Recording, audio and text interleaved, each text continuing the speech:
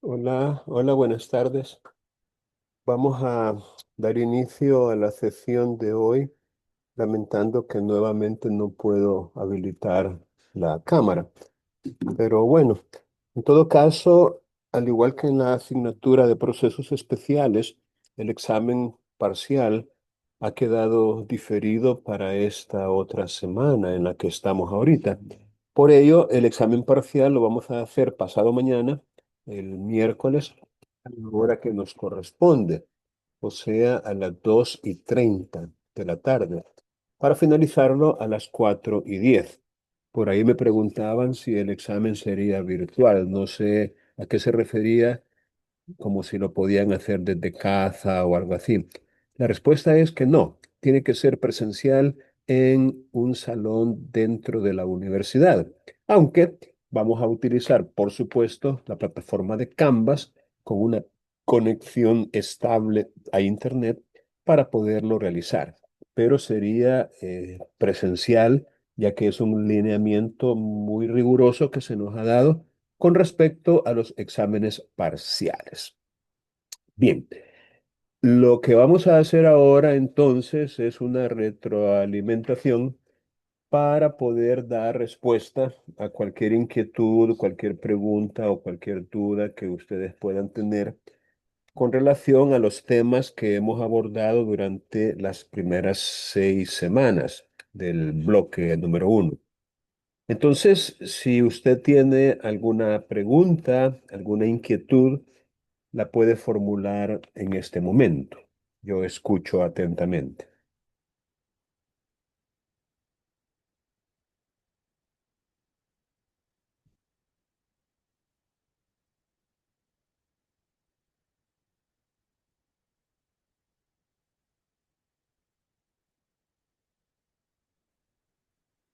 Bueno, voy a asumir entonces que usted no tiene ninguna pregunta de momento y lo que vamos a hacer entonces, como parte de la retroalimentación, es que vamos a leer algunas resoluciones de los tribunales en materia de derecho notarial, especialmente lo que toca con la ineficacia o la nulidad de instrumentos notariales.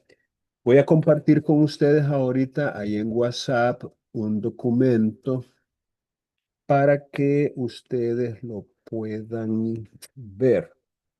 Solo que no hay aquí, aquí está, aquí está. Repito, voy a compartir con ustedes ahorita allí en WhatsApp un archivo que contiene, aquí está. El documento es bastante largo, ¿no? Y resulta obvio que no vamos a poderlo leer todo. Eso está claro. Pero vamos a leer las resoluciones.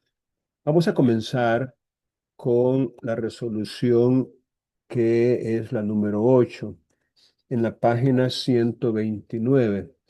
La, quiero ver, sí, la 93 CAC 2014.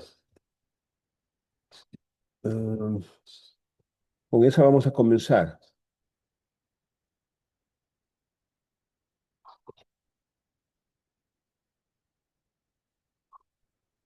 La 93 CAC 2014, que está fechada a las 10:15 del 16 de marzo del 2006. Ahí pueden ustedes ver en su WhatsApp la referencia y en el archivo que les acabo de enviar pueden ir a la página 129. Repito, es la referencia 93 CAC 2014. Entonces vamos a poner en pausa la grabación durante unos 15 minutos. 15 minutos para que ustedes lean y después de leer esta resolución, repito, la que les di la referencia ahorita. No vayan a leer otra, no vayan a salir con que, mire que yo leí otra y no sé de qué estamos hablando. Van a leer la 93 CAC 2014. Es más, vamos a hacer algo. Vamos a buscarla aquí en jurisprudencia, concretamente esa resolución.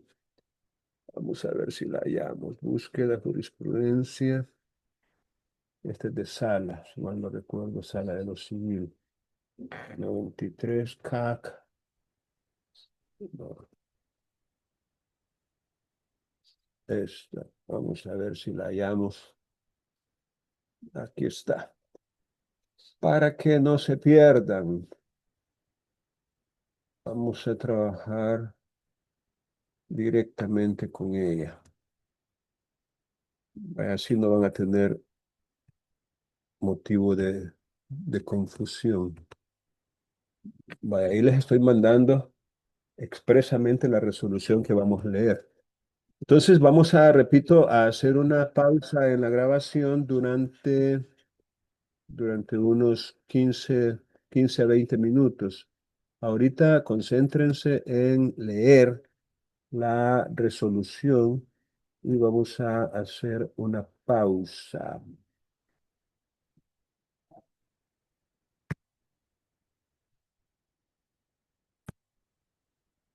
Oh.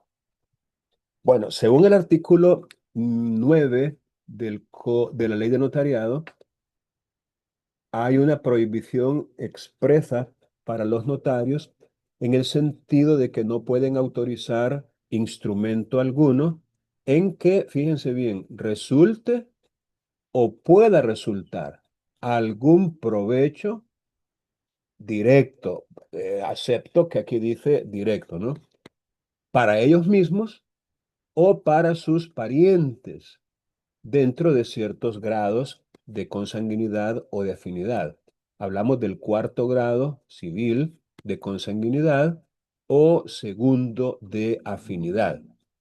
En cierto momento, en una clase presencial, estuvimos analizando en qué consisten cada uno de estos grados, de estos niveles, tanto el de consanguinidad como el de afinidad.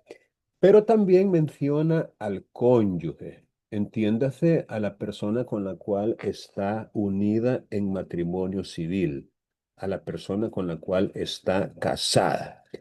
Este artículo no incluye al compañero de vida, de tal suerte que por mucho que se parezca cónyuge con compañero de vida o conviviente o novia o novio o amante, pues tendríamos que excluirlos porque siendo una prohibición es de carácter restrictivo, es de carácter excepcional y no puede aplicarse la analogía. Eso que quede claro, o a su cónyuge. Y hay ciertos actos que sí puede otorgar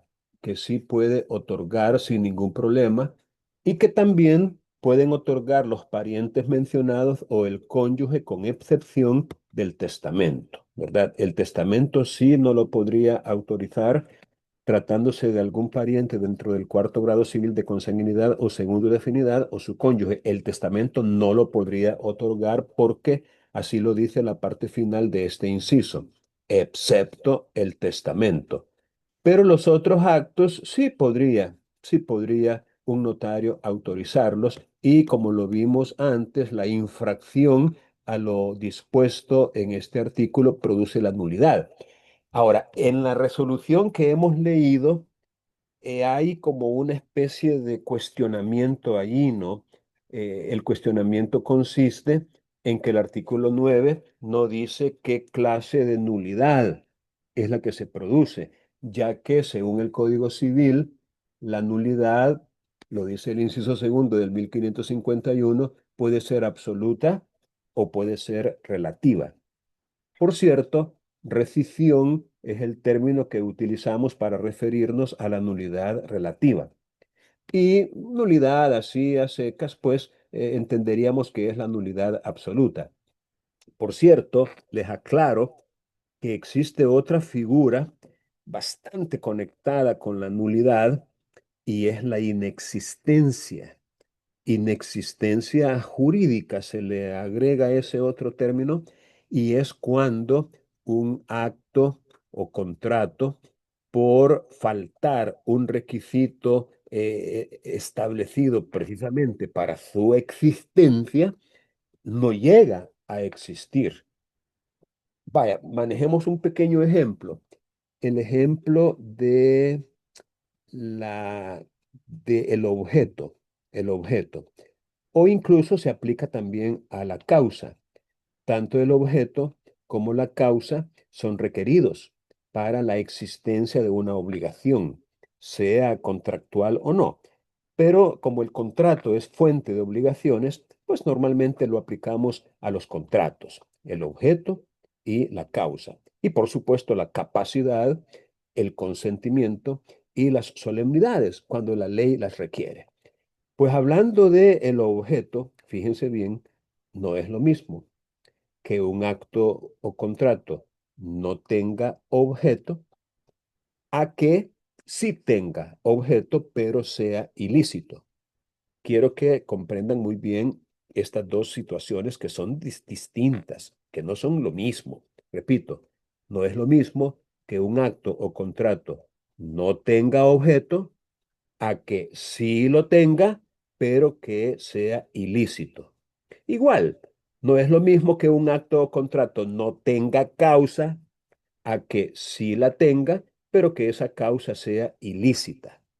Entonces, según la doctrina, la consecuencia es diferente a cuando no tiene objeto, a cuando no tiene causa.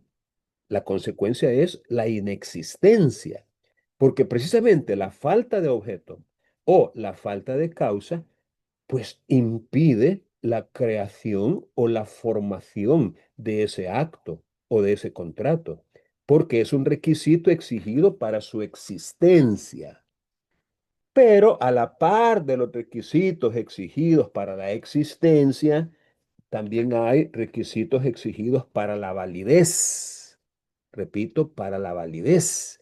Y allí entramos ya en el objeto ilícito y en la causa ilícita, que si un acto o contrato sí tiene objeto, pero es ilícito, entonces no podemos decir que no existió, porque sí llegó a existir, pero tiene un vicio, un defecto tan fuerte que lo vuelve nulo.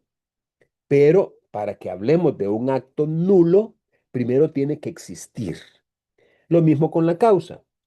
Un acto o contrato, si no tiene causa, no llega a existir. Pero si tiene causa, sí llega a existir. Pero si esa causa es ilícita, entonces adolece de un defecto que produce la nulidad de ese acto o contrato. Bueno, dicho eso, entre nosotros y en vista de que no hay legalmente una sanción para la inexistencia, entonces se ha optado por equipararla a la nulidad absoluta. De tal manera que si un acto jurídico, digamos, adolece de algún defecto, de algún vicio o de alguna omisión que impida la existencia de ese acto, pues entre nosotros no se declara inexistente. Usted no vaya a ir a un tribunal a pedir que se declare inexistente un acto o contrato porque no se lo van a conceder, ya que eso no está regulado. Usted vaya y pida la nulidad absoluta de ese acto o contrato. Ahora, en este caso, y a mí me llamó bastante la atención, como que el demandante no pidió la nulidad relativa, ni tampoco pidió la nulidad absoluta. Aparentemente se limitó a pedir la nulidad del acto jurídico cuestionado. Y eso fue utilizado como argumento para la defensa e incluso para la Cámara al sostener de que como no había pedido la nulidad relativa, entonces no se le podía conceder, en atención al principio de congruencia. Bueno, el aprendizaje que podemos obtener de esto último es que hay que saber pedir. Porque si de repente nosotros pedimos mal, pedimos lo que no debemos, pedimos cosa diferente de la que corresponde, corremos ese riesgo de que no se nos conceda precisamente por haber pedido mal. Bueno, sigue diciendo el artículo 1552 que la nulidad producida por un objeto o causa ilícita y la nulidad producida por la omisión de algún requisito o formalidad que las leyes prescriben para el valor, fíjense bien, para la validez, no para la existencia, sino para el valor de ciertos actos o contratos. Y aquí viene algo importante en consideración a la naturaleza de esos actos o contratos. Fíjense bien, el requisito o formalidad, la ley lo prescribe para el valor, para la validez de esos actos, pero considerando el acto en sí mismo, su naturaleza intrínseca, su estructura, y no, aquí viene una aclaración, a la calidad o estado de las partes que los ejecutan o acuerdan, y no a la calidad o estado de las personas que los ejecutan o acuerdan. En ese caso, estamos en presencia de nulidad absoluta. Y también, dice el artículo, hay nulidad absoluta en los actos y contratos de personas absolutamente incapaces, personas que no tienen capacidad legal de manera absoluta. Esto ya lo vimos también. Aquí estamos hablando de los dementes o enfermos mentales, de los impúberes, que son aquellas mujeres que no han cumplido 12 años o aquellos varones que no han cumplido 14, y de los sordos que no puedan darse a entender de una manera indudable. Ellos son los absolutamente incapaces y también las personas jurídicas son absolutamente incapaces para efectuar aquellos actos que estén en contravención a las normas adoptadas para el gobierno de esas entidades.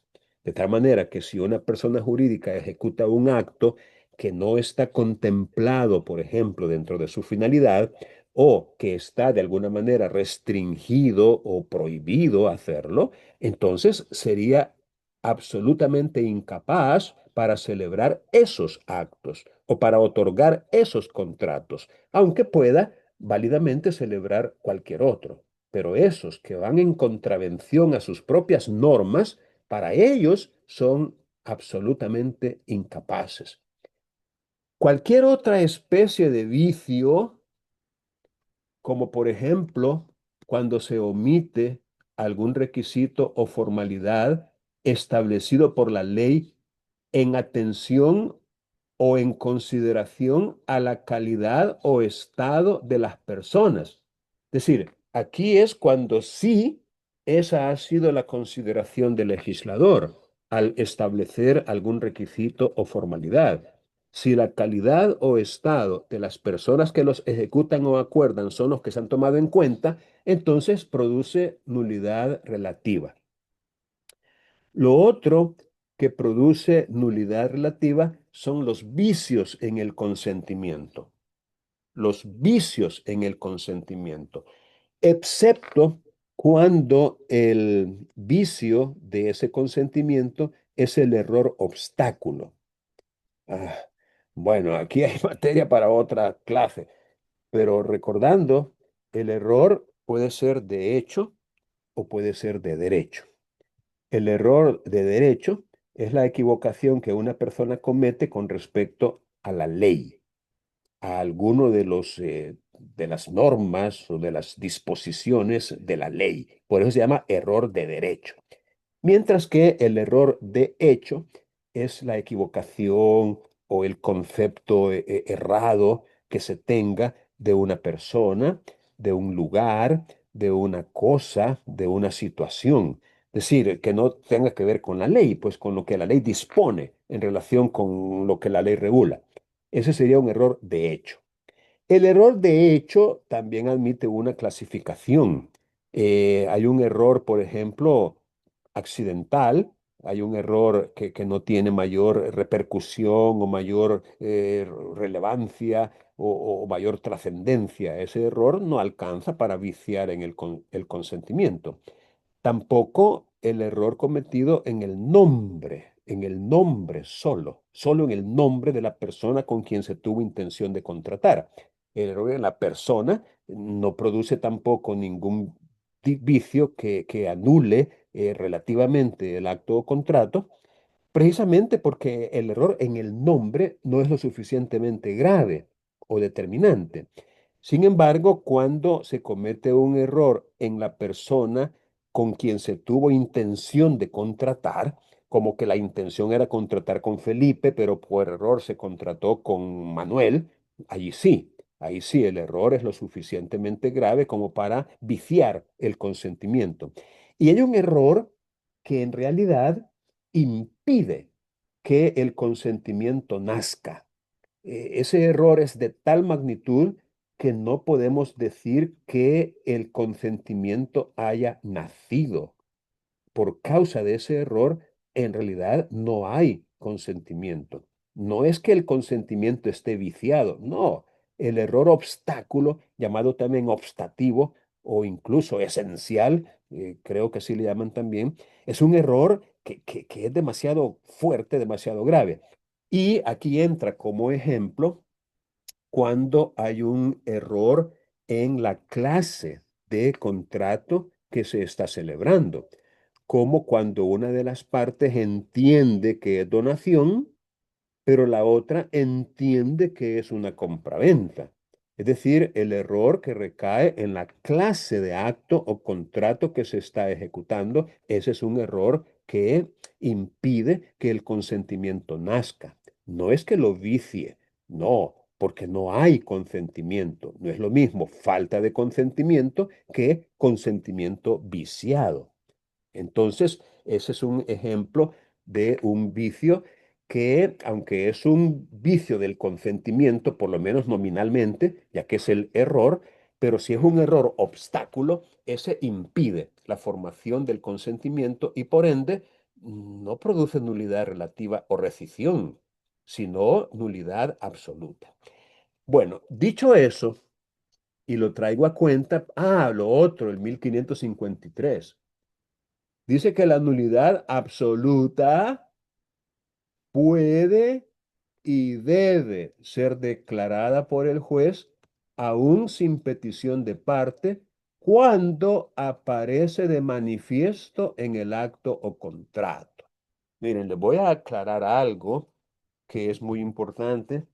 Y lo otro que les quiero aclarar también es que no piensen que estamos perdiendo el tiempo. Si alguno de ustedes piensa que estamos perdiendo el tiempo, está equivocadísimo porque se va a dar cuenta en su ejercicio profesional que estos son cápsulas de conocimiento que le podrían a usted, digamos, dar la clave o la pauta para, pues, para ganar un caso o para perderlo. Es decir, ahí la pelota está en su cancha y usted sabrá qué hacer con ella. Pero este conocimiento, repito, es muy relevante, es muy relevante. La sala de lo civil ha interpretado esta parte que yo tengo marcada aquí en la pantalla, de que para que un juez pueda declarar de oficio una nulidad absoluta, no se debe necesitar de ningún otro documento o de ninguna otra prueba adicional al contrato mismo o al acto mismo. Es decir, en el mismo acto o contrato y sin nada más, nada que un testigo, nada que una partida de matrimonio, nada que una partida de función, nada de nada, en el mismo acto debe constar. Así lo ha dicho la sala. Y es importante saberlo, por lo que ya les dije, porque si no lo sabemos, vamos a pedir mal, exigiéndole a un juez que declare una nulidad absoluta con base al contrato y con base en otros documentos que le estamos ofreciendo. Y en ese caso, él no podría hacerlo de oficio. Tendría que ser, obviamente, a petición de parte y en ese caso sí, por estarlo pidiendo nosotros. Pero resulta que a veces, cuando el juez no lo ha hecho de oficio, nosotros vamos sin haberlo pedido ante un reclamo, ya sea en cámara o en sala, diciéndole, puchi, que el juez se equivocó porque no lo declaró de oficio, que es lo que se maneja en este caso concreto. En este caso se alega de que el juez no declaró de oficio la nulidad, pero ¿y cómo lo iba a hacer si no consta en el acto o contrato mismo la existencia del vicio o defecto que se está denunciando, que se está invocando, sino que fue necesario otra documentación para poderlo acreditar? Luego, otro caballito de batalla que se ha mencionado aquí es esto que también acabo de marcar. La nulidad absoluta puede alegarse, o sea, válidamente, por todo el que tenga interés en ello. El interés es lo que legitima a una persona para reclamar la nulidad, el interés. Pero, aunque tenga interés, el que ha ejecutado el acto o celebrado el contrato sabiendo o debiendo saber el vicio que lo invalidaba, no podría alegar la nulidad absoluta. Y eso también es muy importante, porque de repente una persona quiere mirar para atrás, es decir, volver sobre sus pasos, retroceder, retractarse, pues, se arrepintió de algún acto que celebró y esa misma persona arrepentida, retractándose del acto que celebró o del contrato que otorgó, viene y argumentando alguna causal de nulidad absoluta, la reclama. A esas personas se le rechaza. Y usted tiene que saberlo, que una de sus defensas como representante o como abogado del demandado sería precisamente esa, de que no puede esa persona alegar el vicio precisamente porque le está restringido, le está impedido. Y bueno, lo otro es que el Ministerio Público, la Fiscalía, perfectamente podría, en el interés de la moral o de la ley, pedir la declaración de nulidad y esa declaración no puede sanearse por la ratificación de las partes, como quien dice, a diferencia de la nulidad relativa, que sí se puede subsanar, que sí se puede sanear, que sí se puede reivindicar o ratificar, o como que dice validar, la nulidad absoluta no. Espérenme que se me ha quedado esto. No sé qué está pasando, pero déjenme hacer algo aquí. Se me ha quedado frisada la máquina. Bueno, en el caso concreto, vamos a ver si por lo menos me deja ir. Ay, hombre, ¿qué está pasando con esto? Ah, bueno, ya llegó. Les decía que la nulidad absoluta, según este artículo, no puede sanearse por la ratificación de las partes ni por un lapso de tiempo que no pase de 30 años. Como quien dice, si no se alega la nulidad después de haberse otorgado el contrato o celebrado el acto y no se alega durante un tiempo de 30 años, ahí sí. O sea, ahí sí se sanea, es decir, se borra, se elimina la causal. O sea, ya no puede usted después de 30 años ir a alegar una causal de nulidad, porque en ese caso es una forma de caducidad o de prescripción, habría que analizarlo, de la acción de nulidad, cuando han pasado 30 años o más. Algo así como que dicen, mira, si tú sabes de una causal de nulidad, alégala y hazlo sin que pasen 30 años. Porque si pasan 30 años y tú vienes con una petición de estas, pues te la vamos a rechazar. porque el transcurso del tiempo produce efectos jurídicos. Por supuesto, no estamos hablando del transcurso de un mes, ni de un año, ni de dos, ni de 15, ni de 20. Estamos hablando del paso de 30 años. O sea, puya, ninguno de ustedes tiene 30 años ahorita y miren todo lo que ha vivido. Entonces, en este sentido, pues se justifica ah, que el lapso de tiempo no permita que se declare la nulidad. Bien, volviendo al caso que nos interesa, es una resolución, fíjense bien, de la sala de lo civil. O sea, es el tribunal superior jerárquicamente hablando. Lo que la sala diga, pues podría sentar un precedente, ¿no? Podría, si se pronuncian en igual sentido en tres o más resoluciones, sin que haya alguna que la contraríe, es incluso doctrina legal. Es decir, es de obligatorio cumplimiento y vinculante para todos los tribunales. Lo que la sala resuelve y que constituya doctrina legal, por supuesto. Bueno, dice en esta resolución y el cuadro fáctico es bien sencillo, el cuadro fáctico. Se otorgó un mutuo hipotecario y resulta que el acreedor de ese mutuo hipotecario, a ver quién me dice qué era el problema ahí.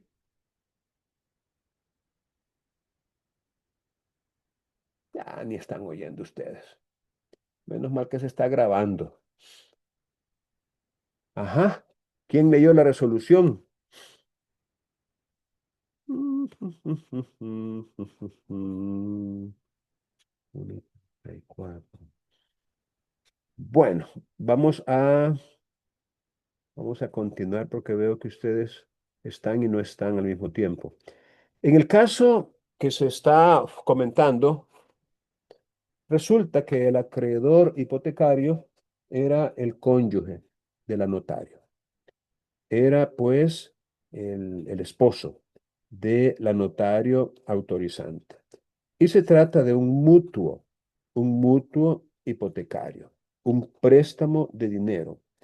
Aparentemente, el esposo de la notario le prestó dinero a otra persona y se hizo la escritura, se inscribió en el registro de hipotecas, ¿verdad? Y quedó prácticamente consolidado el acto, debidamente registrado en el registro de hipotecas.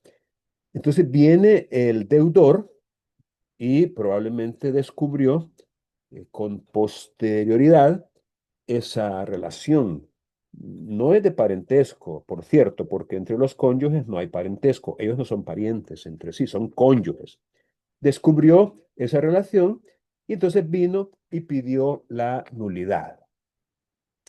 Se argumentaba que era nulo de nulidad absoluta por ser la notario autorizante cónyuge del acreedor, violándose de esa manera la prohibición del artículo 9 de la ley de notariado. Ah, es el caso, dice la sentencia de primera instancia, que el artículo 9 no especifica si la nulidad es absoluta o relativa. Y entonces viene el tribunal de primera instancia y concluye de que en ese caso lo que nos debe guiar para establecer si es lo uno o lo otro es el interés protegido. Ese es el criterio que utilizó el juez de primera instancia. De tal manera que si el interés es particular, o sea, el interés de las personas, de las partes, es nulidad relativa. Y si el interés es público, entonces es nulidad absoluta. Este es el criterio que se utilizó por parte del juez de primera instancia. Y luego hace referencia al artículo 1552 que ya leímos, diciendo que es cuando en consideración a la calidad o estado de las personas, dice que en ese caso no es nulidad absoluta, por lo que debe entenderse que atendiendo a tal calidad, la nulidad es relativa, ya que la parte actora ataca la calidad de cónyuge de la notario. Y la misma dice, por ser relativa, no puede ser declarada por el juez, sino a pedimento de parte. Y en el presente caso, el abogado que representa al demandante no ha pedido la nulidad relativa. Miren qué argumento más simple, argumento más puntual, ¿verdad? El abogado no pidió la nulidad relativa. Y como no la pidió, y ya que lo que él está alegando es que son esposos, entonces el interés que se está protegiendo es el interés particular. Es decir, es un requisito o una prohibición, en este caso, establecida en consideración a las personas que han intervenido. Ese es el argumento. Y por ello se declaró sin lugar la nulidad absoluta pedida. Como quien dice, tú me estás pidiendo nulidad absoluta, pero como no es absoluta la nulidad, sino que relativa, entonces no te la doy. Miren hasta dónde llegan los jueces al interpretar el principio de congruencia. Esto es una aplicación de una interpretación del principio de congruencia, que es aquel en el cual lo que se concede tiene que estar conforme con lo que se pide. Y según esto, si usted pide nulidad absoluta, pero la causal no es de nulidad absoluta, sino que es de rescisión, entonces tenías que haber pedido la rescisión o nulidad relativa. Pero como pediste la nulidad absoluta, entonces sin lugar. Ese es el argumento central.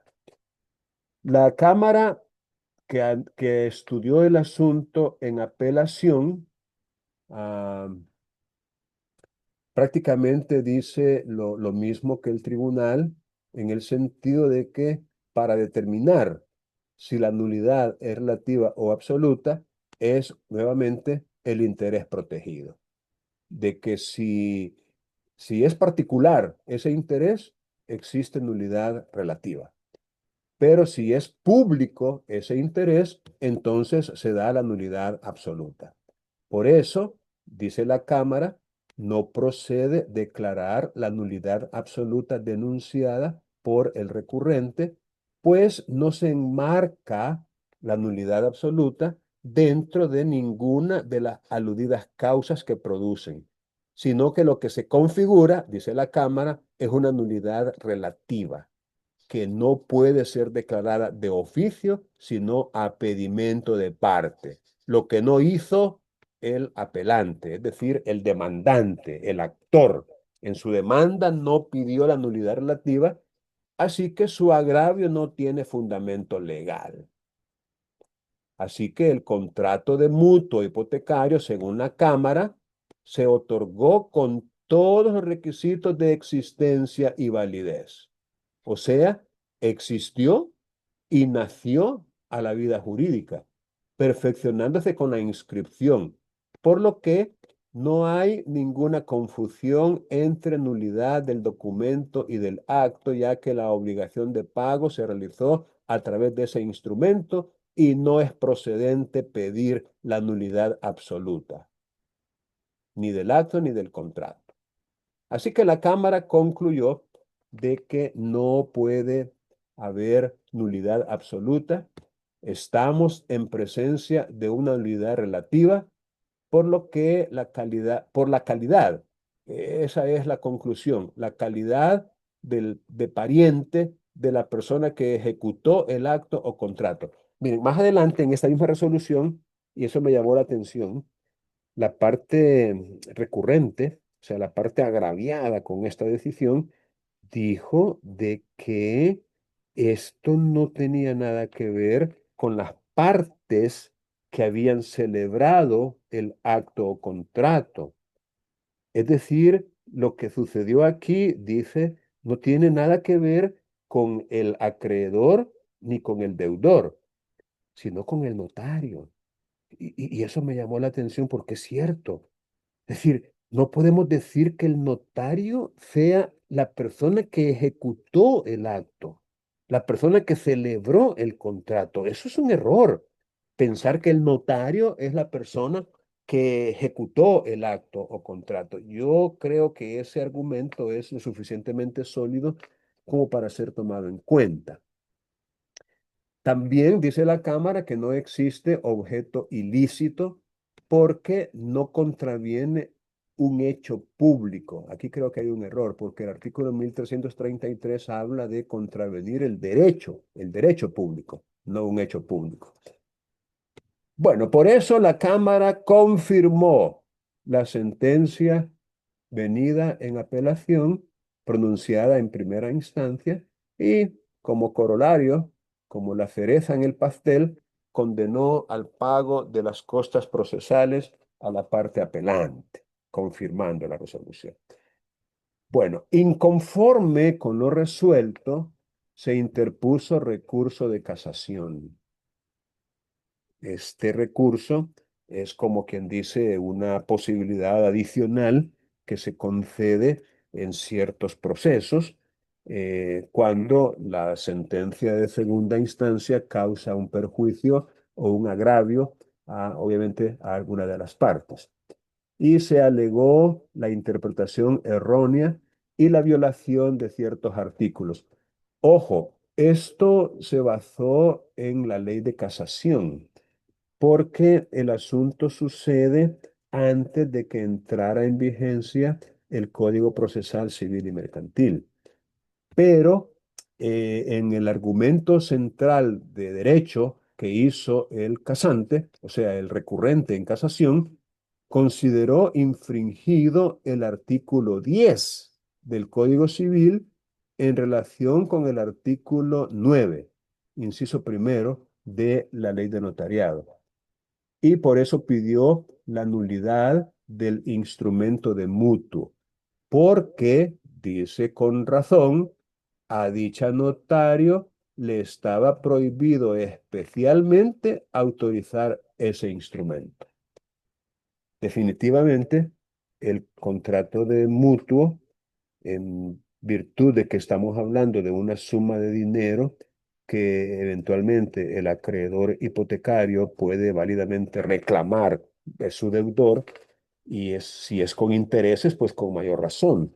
Pero aunque no llevara intereses, siempre se trata de una suma de dinero que va a pasar a formar parte del patrimonio del acreedor y consecuentemente de su familia, ¿no? Es decir, en el sentido de que la familia podría verse beneficiada con ese patrimonio aumentado por esta suma de dinero. Aparte de que podría ese contrato incluir algún tipo de cláusulas que pudieran beneficiar al cónyuge, ¿no? Como para hacer una garantía más sólida o más adicional, como por ejemplo en aquel tiempo la renuncia que se hacía de ciertos derechos, como renunciar al derecho de apelar del decreto de embargo, de la sentencia de remate, de que se le va a poner como depositario a la persona que el acreedor elija. Es decir, había ciertas renuncias que se hacían y que beneficiaban de manera evidente al acreedor. Entonces, todo eso permite concluir de que definitivamente un mutuo es un contrato que, como lo dice el artículo 9, puede producir un beneficio o un provecho directo en la persona del notario. Ah, dice en su argumentación también que en el artículo 9 de la ley de notariado no se distingue entre nulidad absoluta y nulidad relativa precisamente porque el instrumento o es nulo o es válido. Si es nulo, no tiene ningún valor. Y por eso dice este impetrante del recurso que no hay por qué distinguir, simplemente es nulo. Y así lo dice el artículo 9. Am, y habla de que se ha infringido el artículo 10 del Código Civil. Yo creo que vale la pena remitirnos al artículo 10 del Código Civil porque al final de cuentas fue invocado también por la sala misma al resolver. El artículo 10 del Código Civil, ustedes ya lo han de conocer, dice, los actos que prohíbe la ley son nulos y de ningún valor. Fíjense cómo lo dice el Código Civil. Son nulos y de ningún valor. Fíjense la literalidad. Son nulos y de ningún valor. Miren, si podemos encasillar esto dentro de una nulidad absoluta o relativa, no hay ninguna duda que es una nulidad absoluta. Nulos y de ningún valor. ¿Qué más frase o qué más fuerza queremos en una expresión semántica como para concluir que literalmente no vale, pues? Los actos que la ley prohíbe no valen, no valen. Son nulos y de ningún valor.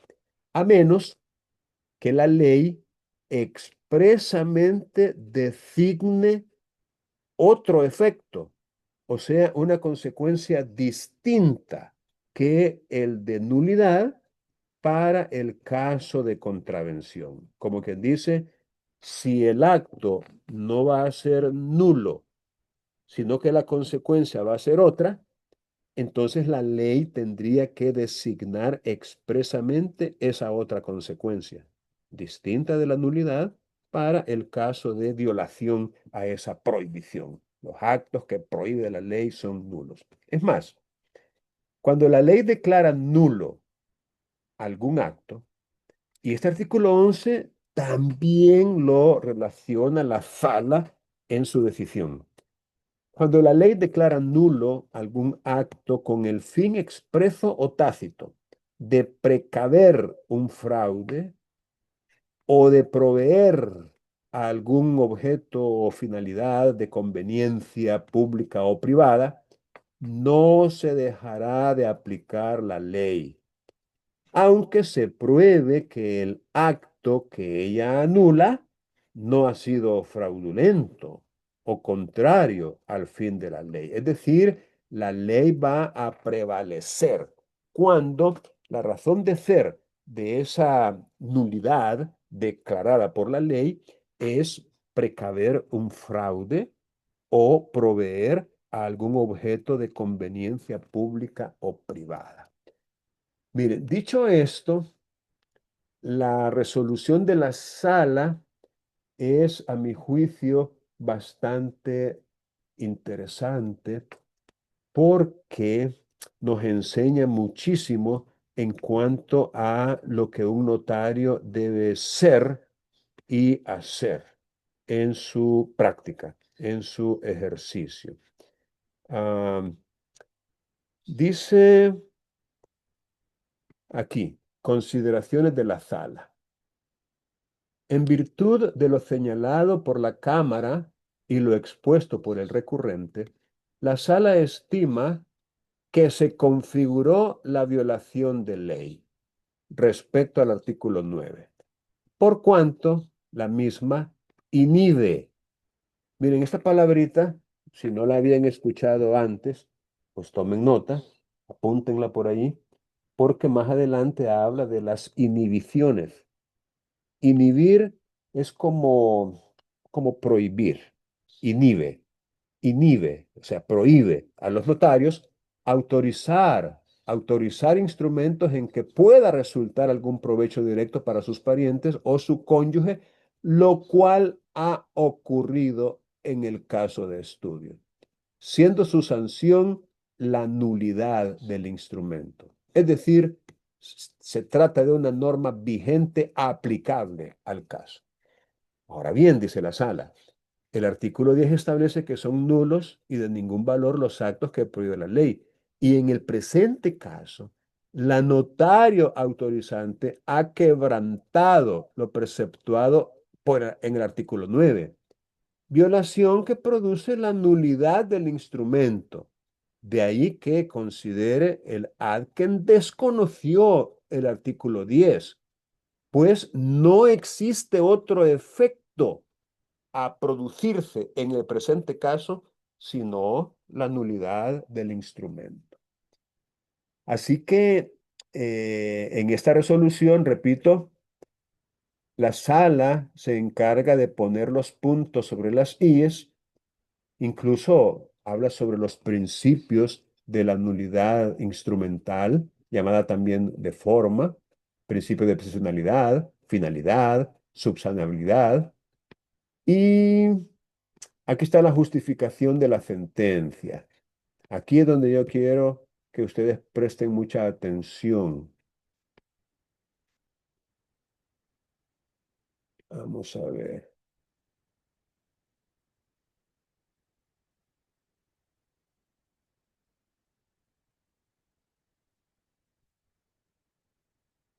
Ah, interesante. La parte demandada, al contestar la demanda, no se pronunció respecto que si la parte actora conocía sobre la relación conyugal. Es decir, no probó que el demandante tuviese conocimiento de dicha circunstancia. Fíjese qué interesante.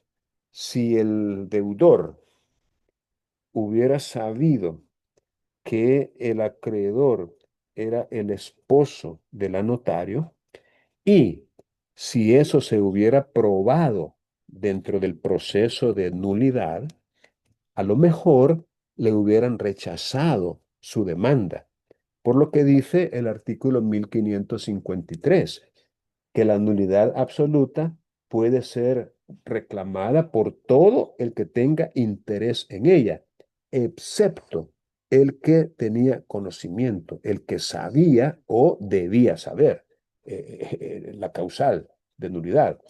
Entonces, échenselo a la bolsa, ¿verdad? Porque eventualmente ustedes podrían, dentro de un proceso específico, enervar una causal de nulidad si logran acreditar que el demandante no está legitimado para hacerlo porque sabía o debió saber el vicio que invalidaba ese contrato. Entonces, si por ejemplo el deudor hubiera por ejemplo, sido testigo del matrimonio del notario con el acreedor, o si el deudor, por vía de ejemplo, hubiera algún testigo ahí adicional, alguien que presenció la negociación entre ellos y hubiera declarado dentro del proceso que cuando iban a ir a la oficina del notario, el acreedor le dijo al deudor, ¿sabe qué? Para que le salga más cómodo, para que le salga más barato incluso, vamos a hacer este documento de mutuo ahí en la oficina de mi esposa. Ella es notario y entonces ella se lo va a hacer más barato o no le vamos a cobrar por el documento, por ejemplo. Pero que el testigo hubiera dicho categóricamente que el deudor sí sabía que eran esposos, el notario y el hombre este, el acreedor. Pero como no se probó nada de eso, entonces no había ningún problema para que se declarara o para que se admitiera la demanda. Previo a analizar la inhibición, o sea, la prohibición contenida en el artículo 9, es preciso referirnos, dice la sala, a las obligaciones de los notarios. Y aquí es donde yo quería llegar. Me costó llegar, pero ya estamos aquí. Quienes deben ejercer la función notarial con probidad, diligencia, eficacia e imparcialidad, constituyéndose en muchas ocasiones en el consejero de quien solicita sus servicios. En suma, los notarios deben cumplir con los preceptos de probidad, desinterés y moderación, trípode de cualidades morales sobre el que descansa el honor y la grandeza de la profesión. No hay que olvidar que el notario es pilar fundamental de la seguridad jurídica, que contribuye con su actuar imparcial y profesionalismo a la paz social y evitar conflictos entre las partes. Recuerden, notaría abierta, juzgado cerrado. Un notario que en verdad sepa lo que significa esa investidura, esa función que le ha sido confiada, pues no va a, digamos, a dar lugar a demandas, a reclamos, a enojos, a contradicciones, sino todo lo contrario. Se puede definir la inhibición como la prohibición legal subjetiva, es decir, para él como persona, de ejercer en ciertos casos concretos la función notarial. Las inhibiciones constituyen una de las limitaciones más justas al ejercicio de la fe pública, pues tienden a evitar que el agente, o sea, el notario, se encuentre en conflicto entre su deber y su interés, y por lo tanto, en peligro de inclinarse por el último, quebrantando la estricta, fíjense bien, estricta imparcialidad en que debe estar invariablemente colocado. La función notarial tiene claras conexiones con la administración de justicia. De ello deriva la posición del agente frente a los intereses de las partes. El notario es tercero imparcial que ejerce una verdadera magistratura precautoria, espontáneamente requerida por los interesados. Las inhibiciones se refieren a ciertas relaciones que pueden existir entre el notario y las otras personas físicas o jurídicas por razones de jerarquía, dependencia a sueldo, comunidad de intereses, parentesco, etc. El régimen de inhibiciones tiende a garantizar la imparcialidad del notario. Es imparcial quien no se adhiere a ninguna de las partes intervinientes en el contrato, a favor o en contra de la otra, procediendo así con rectitud. Es parcial, en cambio, quien está de parte de uno de los contratantes y puede estarlo por razones de afecto o por razones de interés. Las inhibiciones obligan al notario a abstenerse pese al requerimiento de partes. Como toda norma que impone una restricción, el artículo 9 conlleva una sanción a lo preceptuado y es la nulidad del instrumento. Bueno, en definitiva, y con estas argumentaciones que a mi juicio resultan muy atinadas y muy válidas y muy adecuadas para que las podamos hacer nuestras, el notario tiene que ser estrictamente imparcial. De tal manera que cuando el notario se aparta del deber de imparcialidad e inclina la balanza hacia alguna de las partes en detrimento de los intereses y derechos legítimos de la otra, está haciendo lo incorrecto. No está autorizado para ello. Le está prohibido. Bueno, dicho eso, pues aprendamos y echémonos a la bolsa el hecho de que el artículo 9 nos prohíbe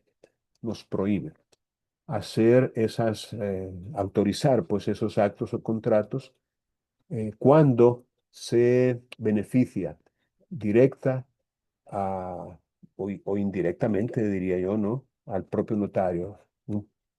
Bien, la otra resolución que les pido que analicen es la número 5. Quiero ver, quiero ver si es esta. Y les pido que la analicen porque la vamos a considerar en el examen parcial.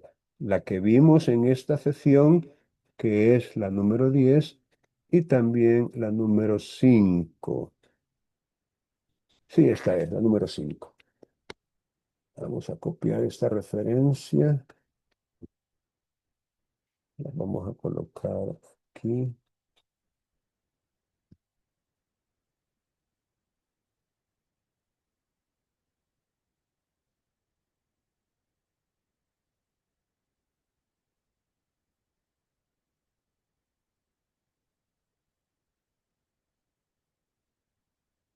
Vamos a ver en el parcial. Resolución anterior. Bien, vamos a concluir ahorita. Vamos a tomar la asistencia. ¿Tienen alguna pregunta? en relación con esta resolución o cualquier otra cosa que hayan leído? Ok,